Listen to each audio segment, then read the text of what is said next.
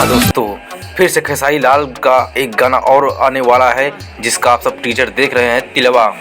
ठीक है, गाने का नाम तिलवा। दोस्तों गजब का गाना होने वाला है ये भी। जैसे कि झगड़ा 2.0 ने तबाही मचा के रख दिया दोस्तों एकदम से, उसी तरह ये भी गाना तबाही मचाने वाला है दोस्तों। और दोस्तों बता दूं, खेसारी लाल का एक काफ़ी महंगी शूटिंग हुई है, इसकी शूटिंग कंप्लीट हो चुकी है। इसमें यामिनी सिंह और खेसारी लाल जी ने गाया है गाना, ठीक है।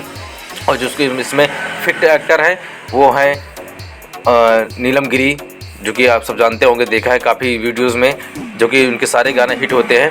तो दोस्तों बता दूं कि इसमें अक्षरा सिंह भी आने वाली हैं।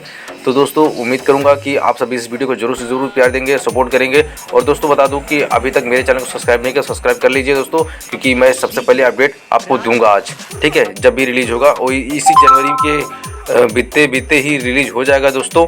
तो वीडियो को पूरा देख लीजिएगा।